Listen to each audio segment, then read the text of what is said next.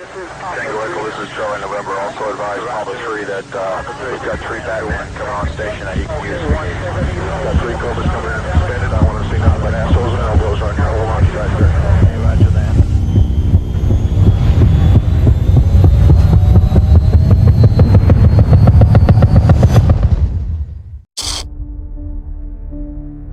From 1954 to 1975, a war tore through Vietnam, a brutal clash between Communist North Vietnam, backed by the Soviet Union and China, and anti-Communist South Vietnam, propped up by the United States and its allies. Born from Cold War tensions and the collapse of French rule at Dien Bien Phu, it spiraled into a conflict that claimed millions of lives. The US poured in advisors, troops, and bombs, while protests raged at home, until North Vietnam's triumph and Saigon's fall in 1975. But behind the headlines, another player moved in the shadows, the Vatican. This is their story, entwined with a war that reshaped the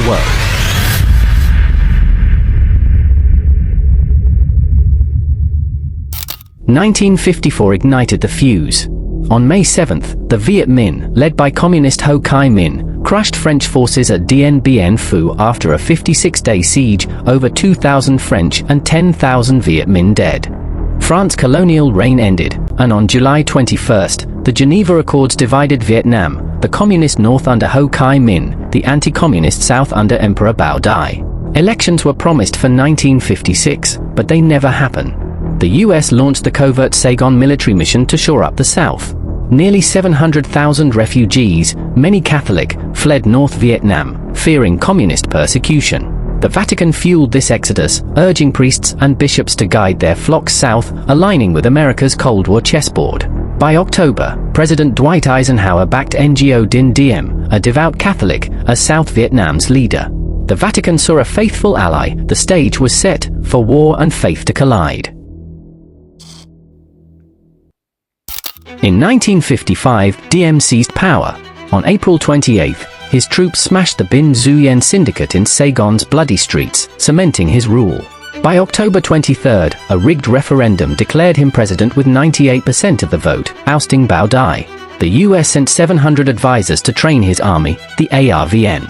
Diem, a Catholic in a Buddhist-majority nation, stacked his regime with loyalists of his faith. The Vatican, shifting its apostolic delegation from Hanoi to Saigon by 1957, quietly cheered this bulwark against communism. But his favoritism lit a slow fuse of resentment. By 1960, rebellion stirred. On December 20th, the National Liberation Front, the Viet Cong, formed in the south, backed by North Vietnam.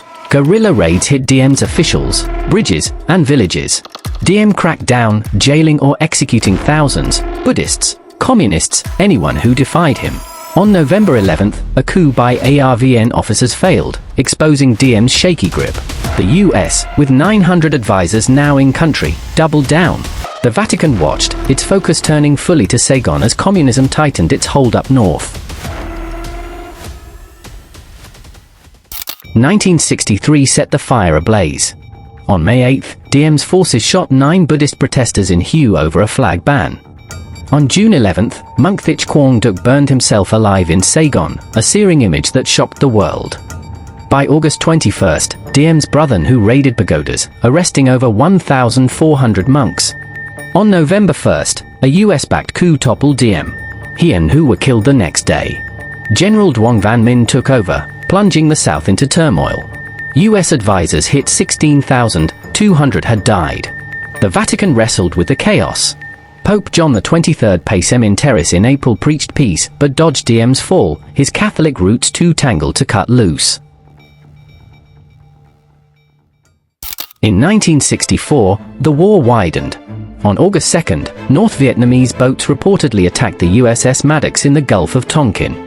On August 7th, Congress passed the Gulf of Tonkin Resolution, giving Johnson war powers. On November 1st, Viet Cong struck Bien Hoa Air Base, killing 4 Americans. US advisors climbed to 23,400 had fallen.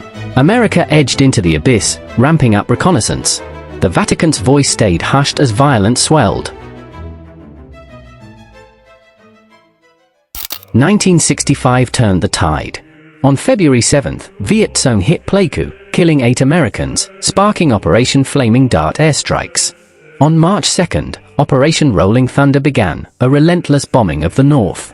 By March 8th, 3,500 U.S. Marines landed at Da Nang, the first combat troops. In November, the Battle of Ia Drang blooded both sides, 305 Americans and over 1,000 Vietnamese dead.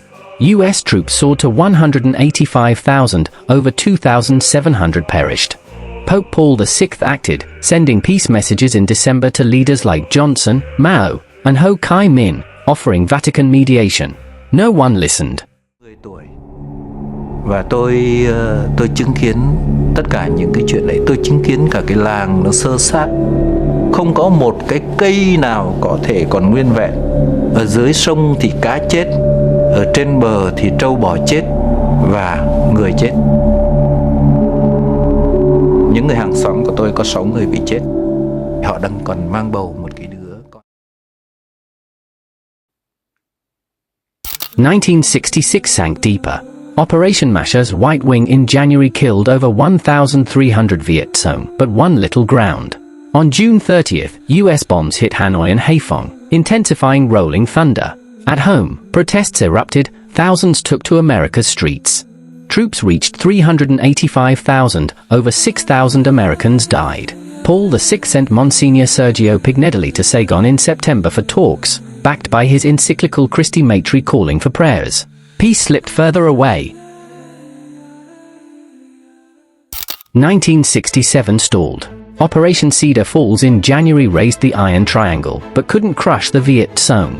On October 21st, 100,000 rallied at the Pentagon. Late in the year, the Battle of Khe Sanh began, a brutal siege stretching into 1968. Troops peaked at 485,000, 11,000 Americans died. The Vatican fractured, Cardinal Spellman hailed the war, Cardinal Lercaro decried it, clashing with Paul VI. Careful diplomacy. 1968 shattered illusions.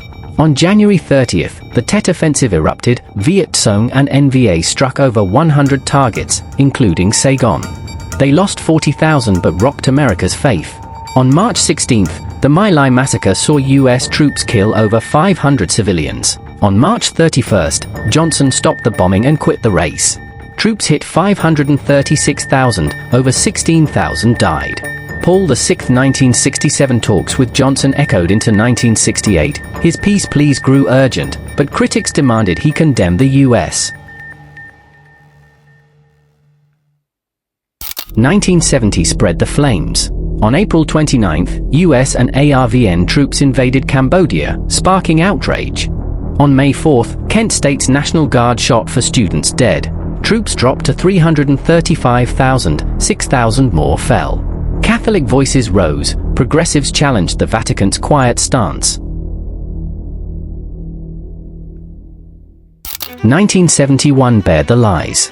On June 13th, the Pentagon Papers leaked, exposing decades of deception. ARVN faltered as US troops sank to 156,000, 2,400 died. The Vatican held its tongue, its mediation hopes fading.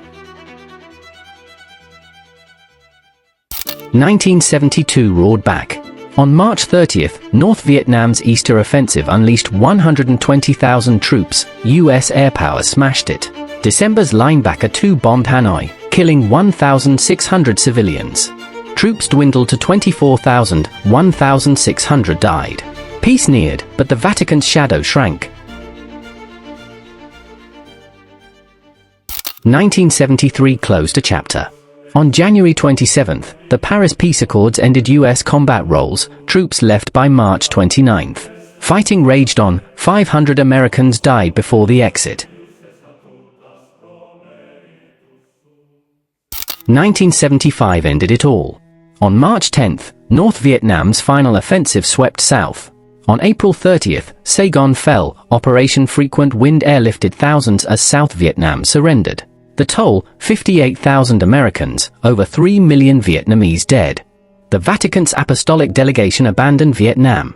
Pope John Paul II later mourned the Church's losses under communist rule.